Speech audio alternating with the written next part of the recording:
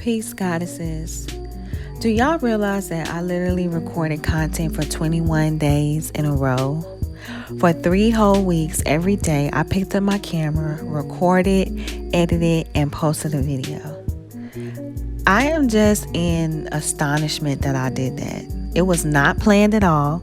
I just really felt like creating content and focusing on my channel. And I was just in the flow. And it's just so beautiful to reflect on that, because I really just trusted my own gut, went with my own discernment, and I didn't ask for anybody's opinion. I was just in my season of solitude, having a moment with me where I only consulted with me and no one else. And that's very new for me.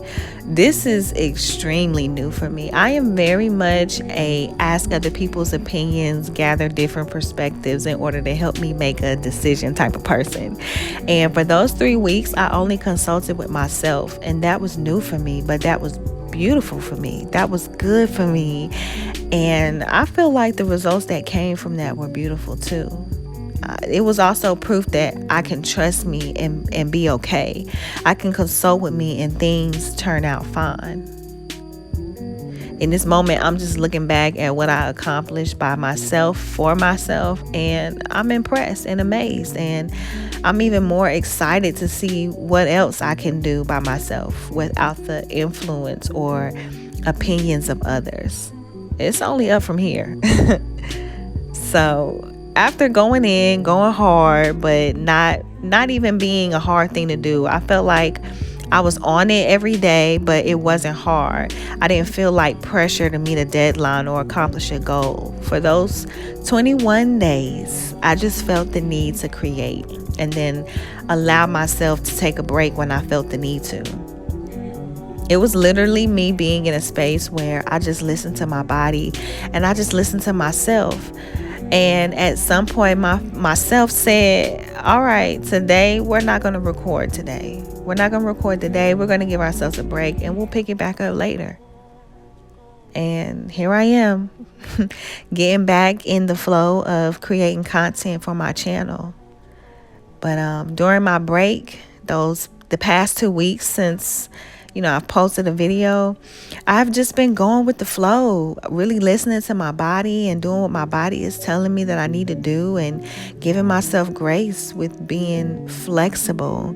I haven't been getting up at 5 a.m. every morning. I haven't been drinking detox juices every day, but I still get up early and I still drink my smoothies and drink my water, and I haven't been adhering to my schedule and my routine flawlessly, but I'm still being productive and getting things done. I've been in relaxed mode, but still accomplishing stuff. I have very much been in my feminine energy, and I feel like prior to my break during those 3 weeks, I was in my masculine energy. I was on the go, I was on the hustle, I was on the grind, I was focused, I was determined. That type of energy is very masculine. And I'm very big on balance. And there's a balance between masculine and feminine energy. And I would say within the past month, I have been becoming aware of just how much we operate from our masculine energy versus our feminine energy. And not only just that, I've also been becoming aware that as a woman, I have my own unique cycles that I run off of. For example, I've been trying to become the girl that wakes up early in the morning and works out every day for like the past 2 years, maybe even 3. And I've gotten to a point where I was like, okay, maybe I just do it 3 times a week, but no matter what routine I try to set and follow, I always get to a point where I can be consistent with it for about a good month, but it never fails. When my menstrual cycle comes, my body just stops. It's just like, I can't do this right now. And that's kind of what happened with YouTube for those 3 weeks. I was just on it. And then when my menstrual cycle started, my body was like, stop. And I'm learning that as a woman, we run off of our own clock. It's almost like we run on an additional clock. This whole wake up at 5 a.m., get as much things done as we can in the day, that's masculine. That's a masculine energy clock. There's actually a name for it. It's called the circadian rhythm, if you want to look it up.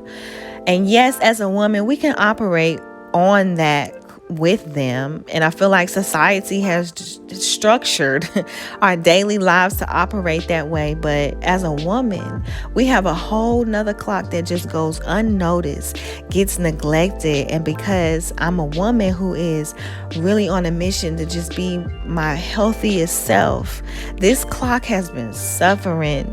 Her head has been popping up saying, pay attention to me, notice me, acknowledge me, be attentive to me if you want to be healthy. So that clock that I'm talking about is called the infradian rhythm. And I highly encourage you, if you're a woman, to look into that as I'm doing, because with that awareness, I've come to the conclusion that I don't need to wake up and work out every day or even every 3 days a week to maintain my health. I may just need to work out when I'm ovulating, because when I'm ovulating, that's the phase in my cycle where I have a burst of energy. And looking back, because I do track my menstrual cycle and my ovulation cycle, when I started going in on YouTube, that was right upon ovulation. And then once that wore off, like I said, my menstrual came on and my body was like, okay, it's time to rest. It's time to relax. It's time to really tap more into the feminine energy. It's all about balance, y'all. And something important has come out of my season of solitude is only having the option to commune with myself. And the result that came out of that was being able to listen to myself, really hear myself, and learn that I can trust myself. And then learn that there's so much about me that I just had no idea about, and can be so beneficial to me and lead me to fulfillment, really put me on a path towards my true desires in life. Somebody out there needs to hear this, okay? For all the goddesses that watch my channel, I want all of us to be able to see the value in cutting out distractions, cutting out all things that distract you from evolving into her, your version of yourself and your mind that you see living your human experience at the highest potential, focusing solely on that, evolving into her. And the beautiful things that will come out of it that you just have no idea that will come out of it. I'm realizing things that are life-changing, and it's like I knew at some point when I decided to make a change that good changes were going to come, but I just had no idea how profound it was going to be for me. And you have no idea how profound it's going to be for you. And you won't know until you make the decision to begin to put yourself first. And yes, it's going to be a process. It's going to be a process, girl. It took a while, a good while to get here, okay? But I'm here to tell you that when you're triggered and you fail, not to be hard on yourself, but observe yourself. Get more familiar with your triggers. Stop putting yourself in a situation where you will be triggered, and keep going towards you. Keep choosing you. Keep moving inward towards you. Keep discovering you. And inner you will bless you. You will bless yourself. I think that's all. That's pretty much all I just wanted to get on here and share with y'all. Thank you so much for tuning into this video that is really like a vlog and a life update and a goddess chat just wrapped up in one. But make sure you like this video, give it a thumbs up, share, okay? Share with another goddess out there who might need to just hear this message, all right? And I will see y'all on the next video. Peace.